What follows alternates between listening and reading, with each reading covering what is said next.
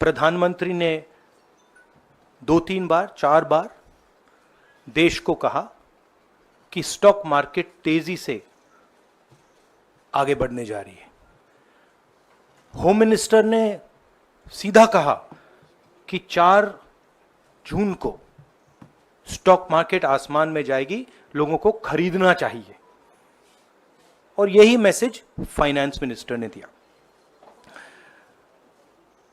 First, ये आज थोड़ा हम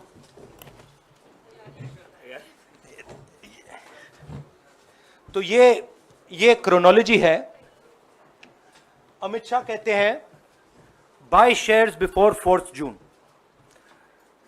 19 में नरेंद्र मोदी जी कहते हैं stock market will break records on June 4।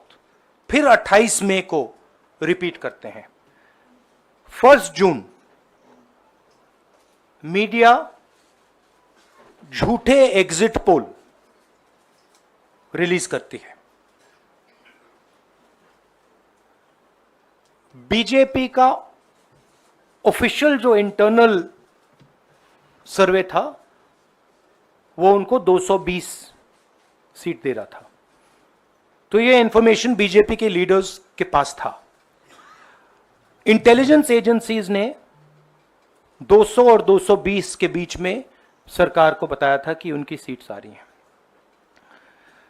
3 जून को स्टॉक मार्केट सारे रिकॉर्ड तोड़ देता है और 4 जून को खटाक से स्टॉक मार्केट अंडरग्राउंड चला जाता है।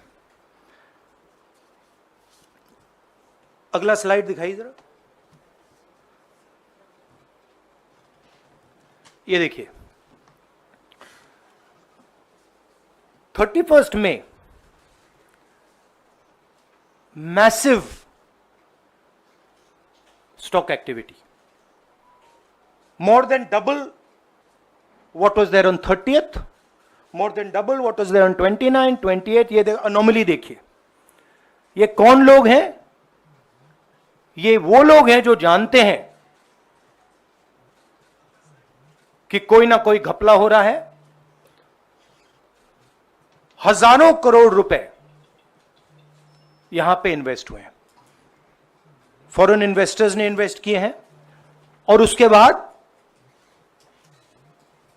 30 लाख करोड़ रुपए का लॉस होता है। किसका लॉस होता है? रिटेल इन्वेस्टर्स का लॉस होता है। तो ये जो आप देख रहे हैं हिंदुस्तान की स्टॉक मार्केट की हिस्ट्री का सबसे बड़ा स्कैम है। और इसके बारे में हम कुछ सवाल पूछना चाहते हैं।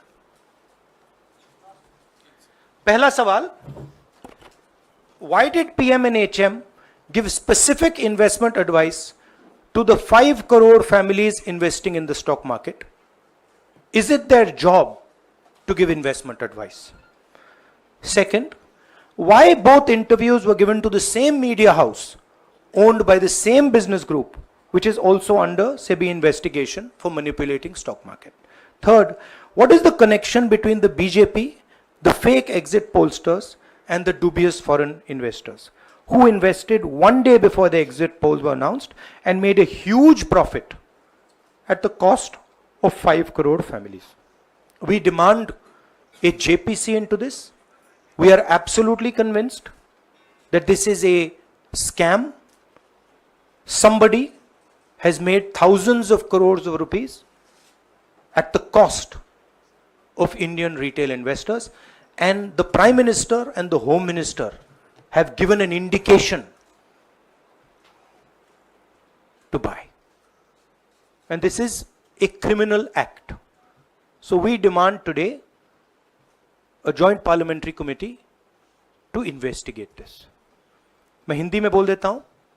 प्रधानमंत्री ने देश की जनता को इन्वेस्टमेंट एडवाइस क्यों दी और 5 करोड़ परिवारों को जो इन्वेस्ट करते हैं उनको प्रधानमंत्री ने, होम मिनिस्टर ने स्टॉक खरीदने का आदेश क्यों दिया? दूसरा, दोनों इंटरव्यूज जो किए गए थे वो अदानी जी के जो चैनल्स हैं उनको दिए गए थे, उन पर सेबी का इन्वेस्टिगेशन हो रहा है, तो उन चैनल्स का क्या रोल है। और बीजेपी के बीच में जो फेक एग्जिट पोलस्टर्स हैं और ये जो फॉरेन इन्वेस्टर्स हैं, इनके बीच में क्या कोई रिश्ता है, और अगर रिश्ता है तो क्या है।